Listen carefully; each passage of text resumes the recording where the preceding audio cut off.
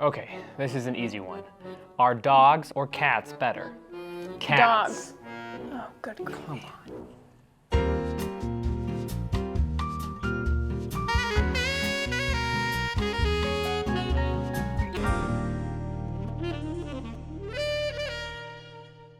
But our dog is so cute. Why would you say that? Because I think the cat is so cute. Hey everyone, we just discovered this game where you find out how much you have in common with one of your friends. It's like a best friends quiz kind of thing. Yeah, and we figured, we're brother and sister, so we should have like a lot in common. But we have like nothing in common. Pineapples on pizza. Yum. Gross. Oh, favorite season. Christmas. Summer. Yeah, I'm not getting into that one again. Ah, this one's an easy one. How do you eat an ice cream cone? What are you doing? Doesn't biting it make your teeth cold? Well, yeah, licking makes your tongue go numb. This is way tougher than I thought. Maybe it's time to just move on to our big question for the day. I believe it's your turn to reach into the bucket of slime. Oh. This question is from Renee. There's a girl at school who disagrees with me about everything. She makes fun of the way I do my hair. She makes fun of me because I go to church. We argue like every day. What should I do? That's a tough one, Renee. The answer is, I don't know. We can't seem to agree either. For example, do you mismatch your socks? Of course not. Oh no. Just looking at those socks makes me uncomfortable. Renee, Josh is right. We don't always agree about everything either. I'm not sure what to do about it though. We should find out what the Bible says. That we can agree on. We'll find out when we come back with, what does the Bible say?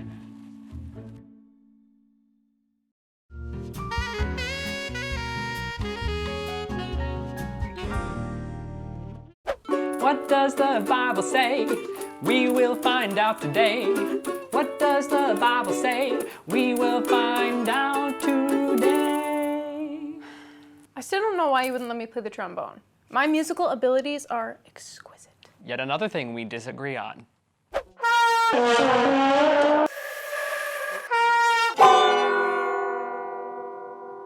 Fine. It sounded like Renee's problem was a little bigger than the things we disagree about, though. Yeah. She wrote that a girl in her class was being really unkind to her, and that they disagreed about a lot of really important things. I know that I've disagreed with my friends about important things, and that can be really hard. So what does the Bible say we should do when people are being mean? Let's take a look. Here's something Jesus said to a big crowd that was listening to him teach. Here is what I tell you who are listening. Love your enemies. Do good to those who hate you. Whoa, whoa, whoa, whoa. So many questions. Like, first off, I don't have any enemies, and even if I disagreed with someone, I don't think that that would make them my enemy. Well, that's probably good, but Jesus isn't quite done. He has some examples. He told the people who were listening to him to imagine this. Hey, Manny. Imagine someone came up and stole your coat. Hey, that's so mean! Did Jesus say it was okay to get back at others for stealing or for being mean? Actually, no. Jesus encouraged people to not get back at each other. Here's what he said. Do to others as you want them to do to you. Have mercy, just as God has mercy. Jesus pointed out that God is kind to everyone, even the people that don't like him or follow him. So we should be kind too. Even if people are being mean to us? Looks like it. There's more though. Imagine again. So Manny isn't being very kind. Maybe he's been arguing with you a lot, like Renee wrote to us about earlier. Or maybe he's very mean and has even done hurtful things to you. Yeah, like take my favorite coat. Yeah, that wasn't cool. But what will happen if you try to get back at him? Give it back. He's strong for a mannequin. Even if you got your coat back, you'd probably still be angry at each other. Yeah, you're right. And the next time Manny saw me, he'd probably try to get even with me. And then I would try to get even with him, and then he would try to get even with me, and then I would try to get... So, what would happen if you didn't fight back in the first place? He'd still have my coat. But I guess he wouldn't get even with me? And then you wouldn't have to get even with him. And then he wouldn't have to get even with me again. And then you wouldn't... Yeah, you get it. Yeah. Okay. Okay. So instead of trying to find ways to get even by being mean, what if I looked for ways to be kind? That's an interesting idea. I think that's kind of what Jesus was going for. If I want people to be kind to me, then I need to be kind to others too. Oh, I just had a really good idea. We'll be right back. Okay.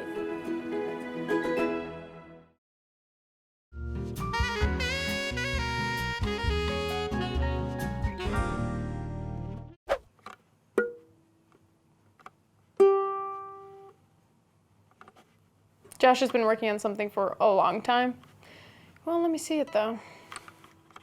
I'm finished. Let's go see what it is. Okay, why did you build a fire? Does Dad know you was in the fire pit? Yeah, actually Dad built the fire. But go with me here, okay? I was thinking that an argument is kind of like a fire. You know, it all starts with a spark. And that little spark is like the first unkind thing that a person does. You know, a mean thing or a rude comment or something like that. And when you try to get even with someone, it grows and it grows until suddenly you have a fire. Oh, I see. Like fire, arguing and fighting can be pretty dangerous and hurt if it gets too close. Exactly. At first I felt like the fight was all Manny's fault. He was the one who started it by taking my coat. But then Jesus' story made me realize that if I kept being unkind, then I was a part of the problem too. Every time you say something unkind to someone, it's like adding fuel to the fire. Whether that's being mean to someone, or trying to get even with someone, or laughing at someone when they fail or get hurt. Wow. All of those things just makes the fire grow. And if you kept on adding fuel to the fire, it would get really dangerous, like a wildfire. Yeah, that's not all though. Here. I imagine, what would it be like if I did what Jesus said and was kind instead? I think it would go something like this. If I choose to be nice to someone, then it's not like I'm adding fuel anymore. It's more like I'm adding water to the fire. And if they keep on being mean and try adding fuel to the fire, I can respond by being kind to someone or looking for something nice to do for them. I get it. And if they keep on being mean, it'll be harder and harder to fight because you keep on doing good things for them. Get it? I know it won't happen right away, but if I keep on being kind, then it'll be easier and easier to stop arguing. I'm wondering though, what if someone we're kind to keeps on bullying people? I mean, it sounds like just letting mean people do whatever they want. I don't think that Jesus means that we should let people hurt us or bully us. It's still important to tell an adult when someone does something mean and ask the adult for help. We don't have to get even with them by being mean and adding fuel to the fire. That's a great answer to Renee's question. I can be kind to people I don't get along with. It's difficult, but putting out those fires, fights, arguments, rivalries, will make our relationships a lot better. And you might find you have something in common with someone you don't get along with. Speaking of which, Oh no, not these again. I rewrote them while you were outside for 2 hours building a fire. Really? If you could go anywhere this weekend, where would you go? Our family cabin. Oh, I see. We agree on something. What's the most fun meal to make? Pizza. Oh, yeah. Our family has a lot of fun making pizza. We put on loud music and we throw dough at each other. Here, I want to do one. What's the best part of your week? Oh, well, I'd have to say making this show. I agree. I think that things we have in common are great, even though we have our differences. You're right. And just like Jesus showed us, whether we disagree about something big or something small, we can always focus on being kind. Oh, and I didn't just make the fire out here for the past 2 hours. What?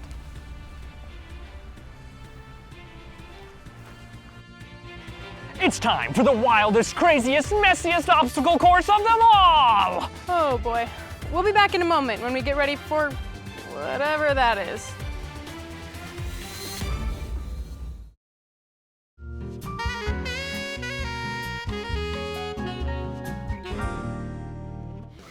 Welcome to the absolutely amazing, craziest, world's fantastical obstacle course!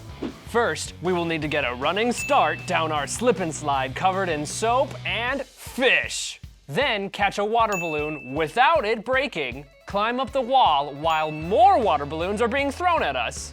Slide down the slide of shaving cream. And then jump into each slime pool until we find the finishing bell in the water beads. The fastest time wins. Rock, paper, scissors to see who goes first. To be clear, whoever loses has to go first. Yeah. Rock, paper, scissors, rock. 3, 2, 1, go! Penguin style!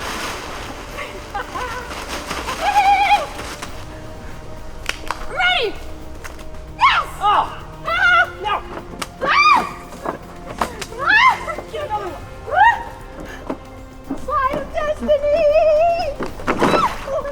Woo! Froggy? Woo! I got this! Oh, I had to jump from here to there?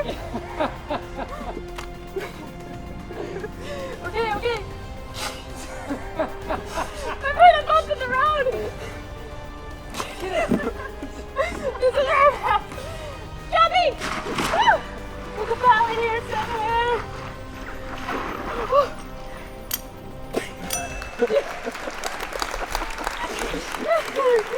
Yes!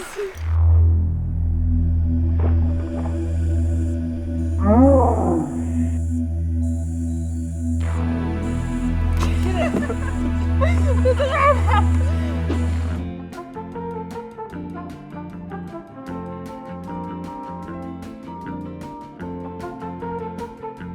all right, 3, 2, 1, go!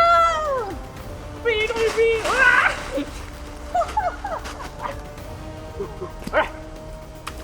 Yes! You'll never get me alive!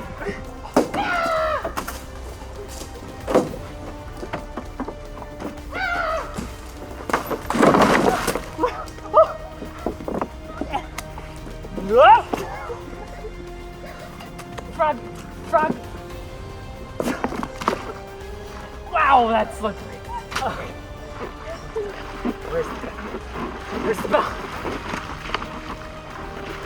Where is it? Oh!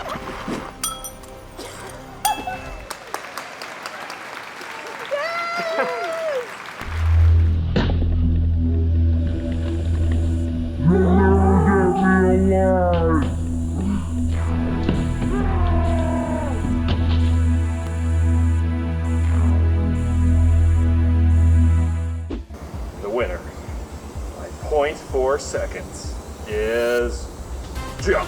Oh, yes! 4 seconds. Oh man. Okay, still though, that was awesome. Yeah, it was. You were pretty amazing on that. Well, you too. You know, I'm glad we have our differences, even though we disagree sometimes. I mean, I never would have thought of making this amazing obstacle course. Well, thanks. I think I'm gonna try to be more kind this week. That's a great goal. Hey, I'll join you. And we hope you'll join us too. Thanks for watching. See you next week. I bet you I can do that obstacle course even faster this time. Oh, you're on.